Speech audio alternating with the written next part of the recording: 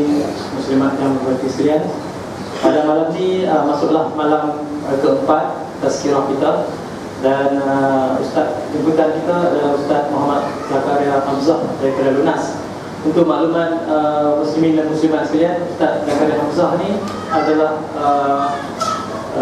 Ustaz bulanan di masjid ini, yang mana kuliah beliau adalah tiap-tiap hari Rabu minggu keempat tiap-tiap bulan dengan kitab Akidah. So pada malam ni kita menjemput Ustaz untuk meneruskan program tazkirah kita.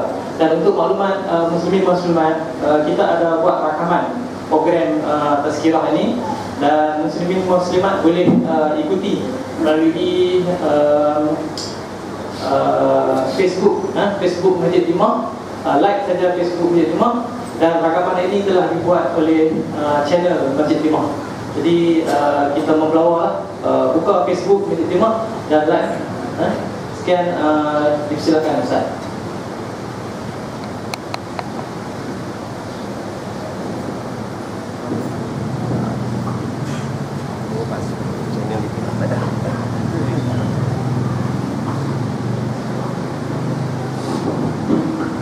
Assalamualaikum warahmatullahi wabarakatuh. Alhamdulillahilladzi farada 'alaina shiyam kama fi muhkami kitabihi al-'aziz, wa huwa asdaqul qa'il. A'udzu billahi minasy syaithanir rajim.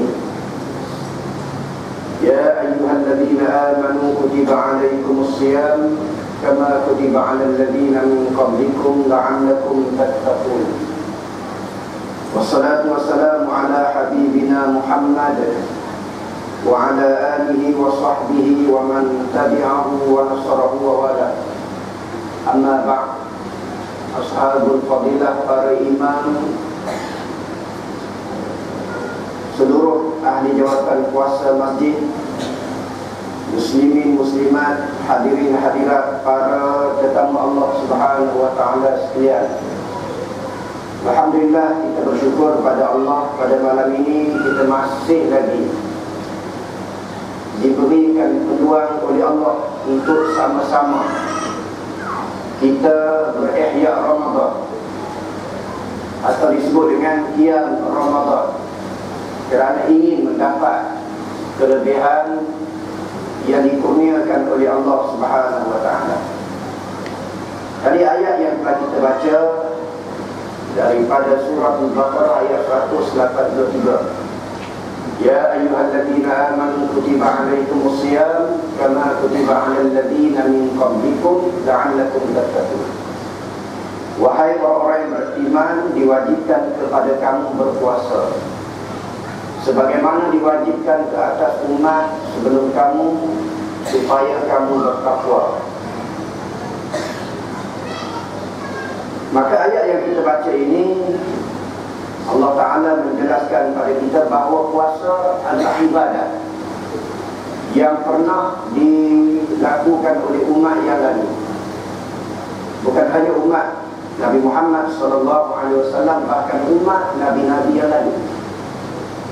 Cuma bezanya antara kita umat Nabi Muhammad SAW dengan umat yang lalu.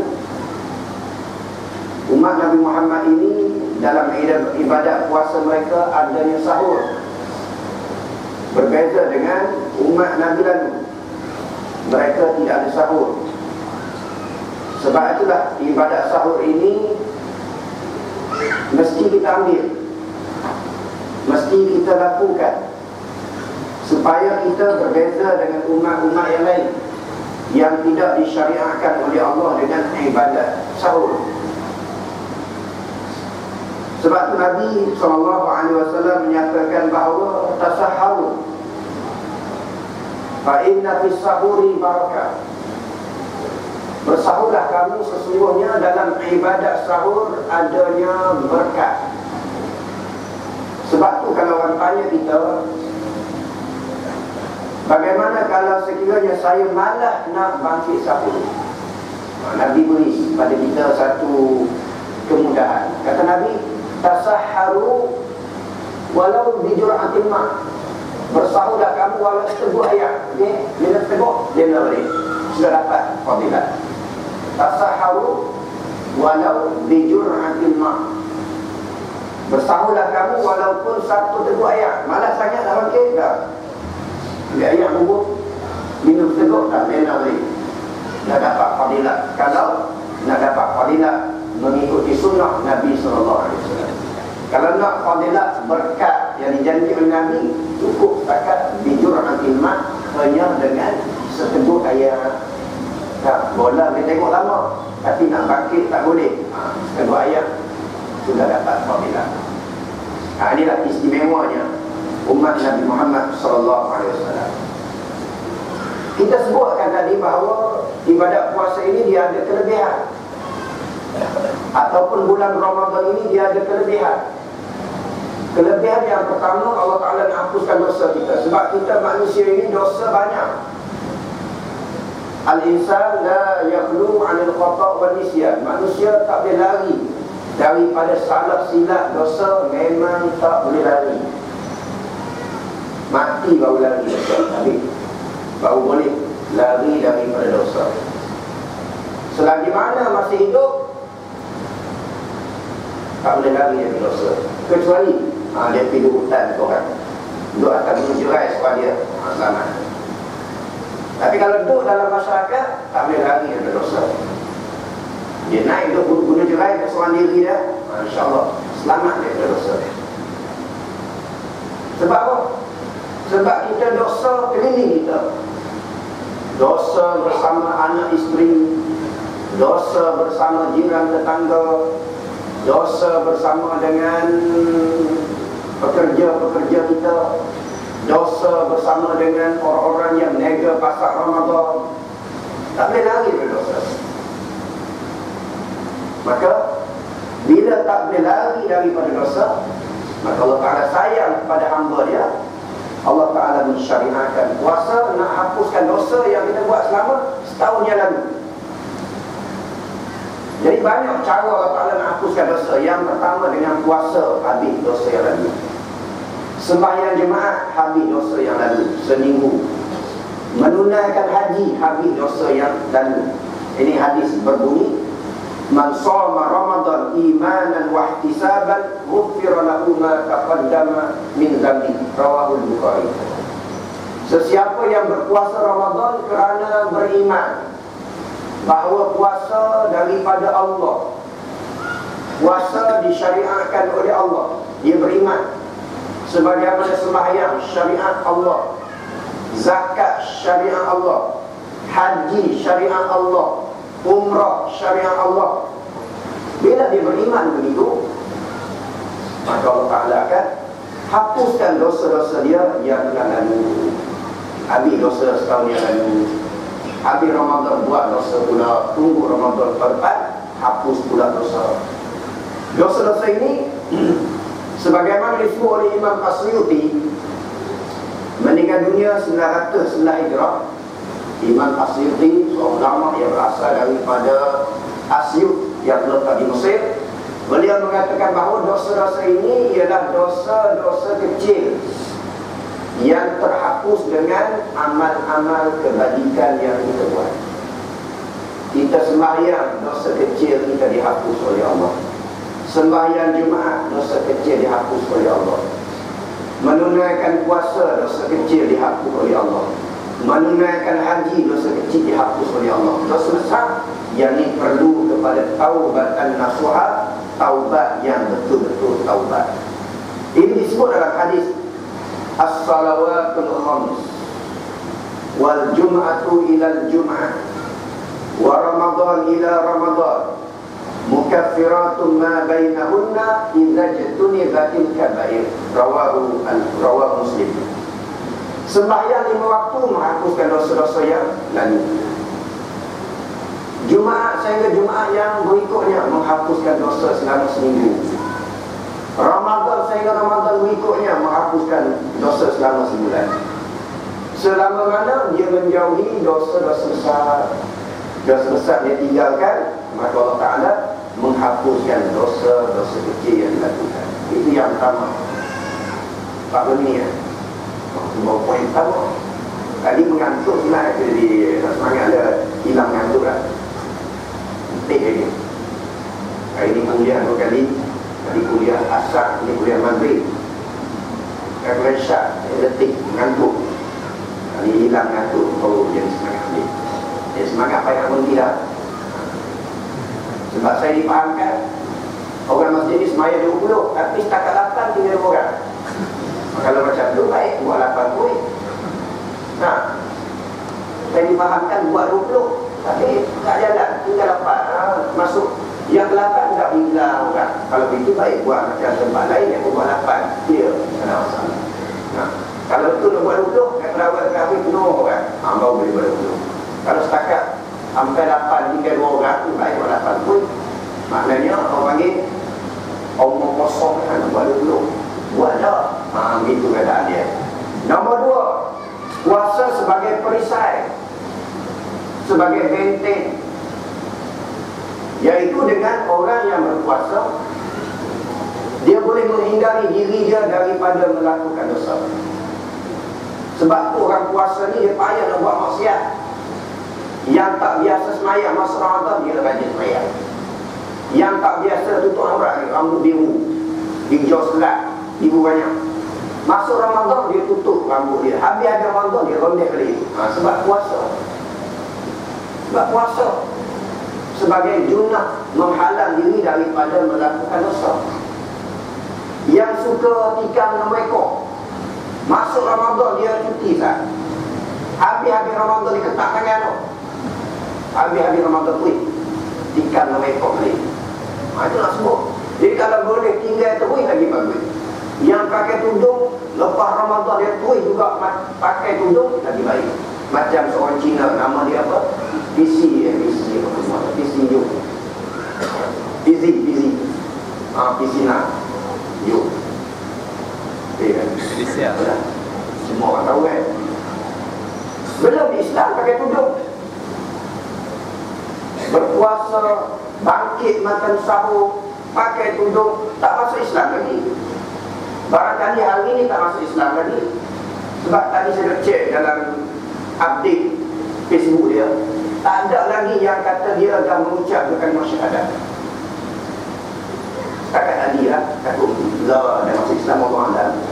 Belum ada. Tapi dah pakai tudung elok lah. Saya ada muslimat kita cemburu dia kata Allah, oh hang pakai tudung, hang tak masuk Islam lagi. Habis hang pakai kasket tu, padahal hang pakai yang katiak, hang tak rasa bersalah. Nah, hang pakai baju ketat, hang tak rasa bersalah. Padahal itu baju katiak, katio lagi. Hang tak rasa nak marah pun. Anak hang pakai baju katiak tak apa pun, tiba-tiba katiak nak belajar Islam, hang rasa cemburu. Takkan pelik ni ajaib. Nah, katanya alhamdulillah, walaupun dia belum Islam, tapi dia dah belajar Islam. Menyebabkan bila dia belajar Islam, dia faham Islam, dia masuk Islam, dia menjadi seorang yang betul-betul komit, betul-betul berpegang dengan Islam, atau arti kata lain kemah kemih. Begitu. Tak lagi dah. Yang hari ini orang lain kita sebab tak faham Islam, tu dia longgar. Masuk Ramadan pakai tudung dah, habis Ramadan buang dari. Sebab dia tak faham Islam. Dia belum memahami wajib haram berdosa. Dia belum faham. Tu beza dia. Jadi sahabat kita tu dia dah cuba fahami. Dan apa yang kita ikuti melalui update Facebook dia, dia mengatakan bahawa beliau nak supaya gambar-gambar beliau yang lama, yang tidak memakai tudung mesti di-delete-kan. Kata begitu. Itu semangat yang ada. Baik, itu nak sebut bahawa puasa sebagai perisai daripada melakukan kejahatan. Sebab itu Nabi sebut dalam hadis, as-sawmu junnah, puasa adalah perisai daripada melakukan kejahatan. Bila orang puasa, insya-Allah dia tak buat jahat. Kalau dia masih lagi buat jahat, ada masalah. Sebab itu Nabi dalam hadis yang sahih yang diriwayatkan oleh Imam Bukhari dan Muslim, kata Nabi, ya ma'syar sabab, ya ma'syar sabab, ya ma'syar syabab, man istata'a minkumul ba'a falyatazawwaj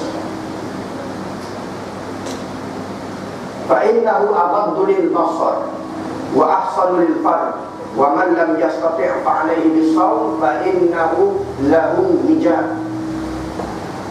Kata Nabi, wahai golongan muda dan orang yang masih merasa muda, golongan muda dan orang yang masih merasa muda, sesiapa yang mampu berkahwin, kahwin. Walaupun tua tapi dia rasa muda lagi, boleh kahwin. Itu kata Nabi. Tengok rupa dia dah tua tapi dia rasa muda lagi. Kata Nabi, kalau mampu kahwin, kahwin. Sebab apa? Jawapan dia kata Nabi, fa innahu aghaddu lil basar. Sebab dengan berpuasa dia boleh menahan mata dia daripada melakukan kejahatan. Yang pertama. Yang kedua, wa ahsanu lil farj. Dia boleh menjaga maruah dia bila dia berpuasa. Faman lam yastati' fa alayhi bis-shawm. Kalau tak mampu berkahwin, kata Nabi, maka takkan berpuasa. Mampu kahwin, kahwin. Sebab kahwin, dia boleh menundukkan pandangan, dia boleh mencegah kita daripada melakukan kejahatan. Tak boleh, tak mampu berkahwin sebab kos perkahwinan tinggi. Ya, tinggi kos. Tidak sebagaimana dulu ni. Tinggi kos menyebabkan payah berkahwin. Kita memayahkan benda yang baik tapi dipayahkan. Ini masyarakat kita nak ikut agama jadi payah, kata pemudahkan. Jadi kalau timbul suasana begitu, maka kata Nabi, hendaklah kamu berpuasa. Dengan berpuasa dapat menghindari daripada melakukan kejahatan. Itu yang kedua. Bagi orang yang berpuasa ini juga, Allah Subhanahu Wa Taala menyediakan syurga yang dikenali dengan Ar-Rayyan. Ada pintu syurga yang khusus yang disediakan oleh Allah kepada orang yang berpuasa. Macam kita naik lembu raya kan, dia ada sematik, ada tas tenggu. Maka orang yang berpuasa dia ada laluan khusus. Laluan khusus ini dikenali dengan Bab Ar-Rayyan. Kalau kita sematik, dia ada Bab Rayyan. Itu laluan khusus untuk orang puasa. Kata Nabi, inna bil jannah baban yuqalu lahu Rayyan fayadkhulu minhu as-shaimuna yaumal qiyamah. Sesungguhnya dalam syurga ada satu pintu khusus yang disediakan oleh Allah kepada orang yang berpuasa. Pintu itu nama dia pintu Rayyan. Rayyan. Dan orang-orang yang berpuasa akan masuk syurga melalui pintu itu. Lalu Allah Subhanahu Wa Taala bertanya, adakah orang-orang yang berpuasa itu telah memasuki pintu syurga tersebut? Lalu malaikat jawab, ya, mereka dah masuk ke syurga ya Allah melalui pintu Ar-Rayyan. Kata Allah, wahai malaikatku, kuncikan pintu itu, kerana pintu syurga itu hanya dikhususkan untuk orang puasa saja. Yang tak puasa, kita ada masuk melalui syurga itu. Jadi nanti dengan Ar-Rayyan, Bab Ar-Rayyan. Itu yang ketiga. Yang keempat, dengan berpuasa ini kita dapat dua kegembiraan. Allah Ta'ala beri dua kegembiraan, dua farhah. Arab sebut farhah. Kalau dua kegembiraan, farhatan. Ada dua kegembiraan. Yang pertama, farhah inda fitri. Kegembiraan ketika mana dia berbuka puasa. Di sini ada dua pendapat. Pendapat yang pertama mengatakan bahawa dia berbuka puasa seronok sebab dengan juadah yang istimewa. Martabak ada, ayam percik, kambing percik, ikan percik, nasi biryani, nasi kandang, nasi Arab, semua ada. Yang tak ada bulan Ramadan, semua ada. Itu gembira yang pertama, kata ulama. Mengikut pendapat yang pertama. Pendapat yang kedua mengatakan bahawa tidak. Mereka gembira sebab mereka rasa seronok, sebab mereka berjaya melaksanakan perintah Allah. Menahan diri daripada perkara yang membatalkan puasa bermula daripada masuk waktu subuh sampai maghrib. Alhamdulillah hari ini aku berjaya berpuasa, gembira seronoknya. Esok puasa pula sampai waktu maghrib dia berjaya menyempurnakan puasa, seronoknya. Itu yang dimaksudkan dengan gembira ketika mana berbuka puasa. Dan yang kedua, kegembiraan yang mereka perolehi apabila mereka bertemu Allah pada hari kiamat nanti. Seronok bertemu Allah.